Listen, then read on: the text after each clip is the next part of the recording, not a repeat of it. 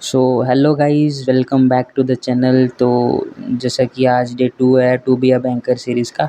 तो आज मैं थोड़ा लेट उठा क्योंकि आज था संडे। आज तो मेरा रेस्ट डे होता है वैसे, पर कल मेरे करंट अफेयर छूट गए थे तो मेरे को वो करने थे और एक मॉक देना था, इसलिए मैं थोड़ा सा जल्दी उठ गया। नहीं तो आज मेरा फुली रेस्ट डे होता है।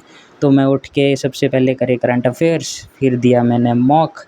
करंट अफेयर्स की वीडियो में रिकॉर्ड नहीं कर पाया क्योंकि हमारे यहाँ लाइट नहीं थी और मेरे दिमाग से भी निकल गया था, इसलिए मैं उसको रिकॉर्ड नहीं कर पाया। तो बस आज के दिन मैंने इतना ही करा। तो जैसा कि कल आपको मैंने बोला था कि मैं बिगिनर्स के लिए भी एक वीडियो कल डाल दूँगा, तो इसीलिए मैं इसमें एडिशनली ऐड कर रहा हूँ उसके लिए। तो इसमें मैंने अपने हिसाब से बताया है कि मतलब ऐसा नहीं है कि मतलब मेरा पर्सपेक्टिव है ये, ऐसा नहीं है कि हाँ यही करो तो हो जाएगा। सबकी अपनी अपनी कैपेबिलिटी होती है, पर मेरे हिसाब से अगर बंदा इतना करेगा तो ये निकाल मतलब प्री तो निकाल ही लेगा ये, सिर्फ क्योंकि प्री का ही है। मेंस के लिए थोड़ा एडिशनली पढ़ना पड़ेगा, पर ये सिर्फ प्री का है, वो भी सिर्फ IBPS क्लर्क और IBPS PO का। तो जैसा कि आपको सिलेबस तो पता ही, अगर नहीं पता होगा तो मैं उसको ऐड कर दूंगा, अपने डिस्क्रिप्शन में डाल दूंगा PDF, तो वहाँ से देख लेना। तो IBPS PO और क्लर्क के प्री में आती है मैथ, रीजनिंग और इंग्लिश। 35 नंबर का मैथ्स आता है, 35 नंबर की रीजनिंग आती है और 30 की आती है इंग्लिश। और ये जो नीचे मैंने लिखा है तो ये है ड्यूरेबल मार्क्स। मतलब आप इतने इतने मार्क्स लोगे तो मेरे हिसाब से, मेरे क्या मतलब क्लियर ही कर लोगे, मेरा हिसाब क्या इसमें। मतलब PO के पेपर में अगर आप मैथ्स में 20 से 25 के बीच ले लोगे, और रीजनिंग में 25 से 30 के बीच में ले लोगे, और इंग्लिश में 20 से 25 के बीच में ले लोगे, तो आप कट ऑफ क्लियर कर जाओगे और आप मेंस के लिए एलिजिबल हो जाओगे। और मेन पे क्लर्क में थोड़ा सा ज़्यादा मार्क्स लेने पड़ते हैं क्योंकि इसकी कट ऑफ थोड़ी सी ज़्यादा जाती है। तो आपको क्लर्क में आप देख ही सकते हो, आप जैसे 30 से 35 लेना है मैथ्स में, रीजनिंग में 32 से 35, क्योंकि इसकी रीजनिंग बहुत सिंपल आती है, बहुत ज़्यादा। और इंग्लिश में 25+ लेने हैं आपको।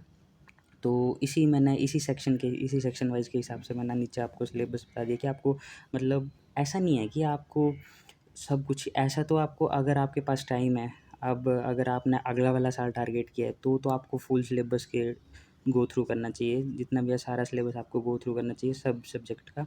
पर अगर आपको स्मार्टली और आपको लग रहा है कि आपको प्री क्लियर करना है इस बार, तो उसके लिए मैंने आपको ये टॉपिक बता दिए कि जैसे अगर आप अर्थमेटिक स्किप भी कर दोगे ना, तो मेरी मानो आप फिर भी प्री क्लियर कर सकते हो। बट अर्थमेटिक, अगर आपको बैंकर बनना है तो आपको ये अर्थमेटिक पढ़नी ही पड़ेगी। और अगर आपको SBI क्लर्क क्लियर करना है तो उसके लिए भी आपको ये जो मेन मेन टॉपिक बनते हैं, जैसे रेशो हो गया, परसेंटेज हो गया, टाइम एंड डिस्टेंस हो गया, मिक्सड एंड एलिगेशन हो गया, CI एंड SI हो गया, प्रॉफिट एंड लॉस हो गया, प्रोबेबिलिटी, अगर आप ये टॉपिक भी पढ़ लोगे तो भी मतलब मोर देन इनफ हो जाएंगे। और इसमें अर्थमेटिक 10 से 12 नंबर की आती है प्री में, तो आपको वही मतलब आप स्किप कर सकते हो अगर आप चाहो। बट मेरे हिसाब से तो पढ़नी ही चाहिए आपको, ये ज़्यादा टाइम नहीं लगता है इसको पढ़ने में, 2 मंथ तो इनफ है। अगर आप पहले मैथ्स के टच में हो, अगर आपका मैथ्स अच्छा है तो फिर तो आपके लिए वेल एंड गुड है ये। और मेरा मानना है कि अगर आपको प्री क्लियर करना है तो उसमें जो सबसे मेन रोल है जो वो है इसका, ये है चच्चे का, स्पीड मैथ और DI का। अगर आपकी DI और आपकी कैलकुलेशन तेज है तभी आप एक बैंकर बन सकते हो, और इसको आपको तेज करना ही पड़ेगा क्योंकि ये प्री में 25+ आती है। और आपको ये नंबर नहीं छोड़ने हैं चाहे कुछ भी हो जाए, तब भी आप प्री क्लियर कर सकते हो। और इसके लिए अब जैसे सिंप्लीफिकेशन होगी, मिसिंग नंबर सीरीज होगी, रॉन्ग नंबर सीरीज होगी और DI होगी।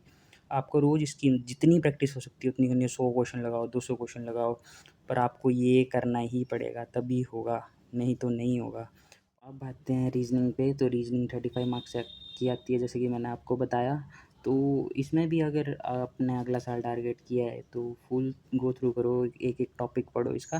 बट मेरे हिसाब से तो अगर आपको इंग्लिश आपकी अगर स्ट्रॉन्ग है, मतलब आपकी कमांड अच्छी है इंग्लिश लैंग्वेज पे, अगर आपको इंग्लिश समझ आ रही है, पढ़ने आ रही है उसको, तो मेरे हिसाब से तो रीजनिंग तो बहुत सिंपल चीज़ है फिर। क्योंकि पजल्स में कुछ नहीं चाहिए, बस रीडिंग स्किल्स अच्छी होनी चाहिए और आपकी अंडरस्टैंडिंग अच्छी होनी चाहिए इंग्लिश पे। तो अगर आपकी अगर इंग्लिश पे अच्छी कमांड है तो आप इजीली रीजनिंग कर जाओगे। और हाँ, बट जो मिसलिनियस है वो मेन रोल, कई बार बच्चे क्या करते हैं कि रीजनिंग में पजल करने लगे रहते हैं, रोज़ रोज़ पूरा पूरा दिन पजल करते रहेंगे, मैंने भी ये गलती करी है पहले साल। बट नहीं, मेरे को पता बा इस पिछले साल पता लगा है कि अगर आपकी अच्छी है ना, मिसलिनियस पे कमांड अच्छी है आपकी, अगर आप चाहो तो मैं आपको बता भी दूँगा मॉक देके कि मॉक कैसे देते हैं।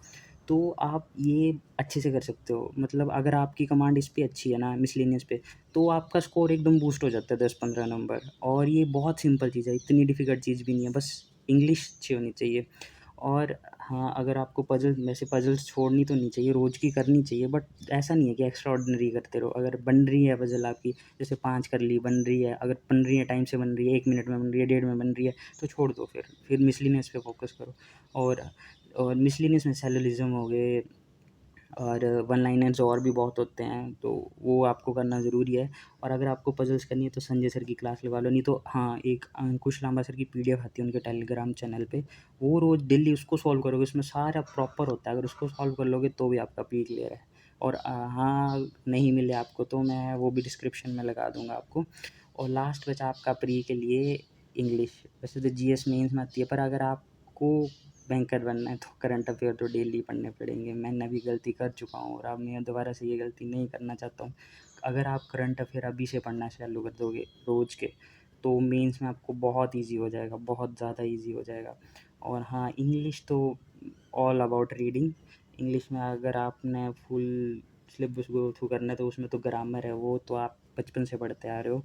फिर भी अगर आपके ये होते हैं, उनकी इंग्लिश बहुत वीक होती है, तो उसके लिए उनको पढ़ना चाहिए। निमिषा बंसल मैम से पढ़ो, बहुत अच्छे टीचर हैं वो, उनसे पढ़ो आप, तो आपका ग्रामर भी अच्छा हो जाएगा। वैसे प्री में सिर्फ 5 नंबर का ग्रामर आता है, होता तो सारा ग्रामर से कॉन्टेक्टेड है, बट जो एरर डिटेक्शन आती है वो 5 नंबर की आती है, बाकी सब वोकैब से बेस होता है। तो मेरे हिसाब से तो जिसकी रीडिंग अच्छी है, जो वोकैब जिसकी अच्छी है, इंग्लिश में तो वो 30 के 30 भी लेते हैं बच्चे, पर हम उनमें से नहीं है। हमें 20 से ऊपर आ जाए तो हमारे लिए मोर देन इनफ है वो।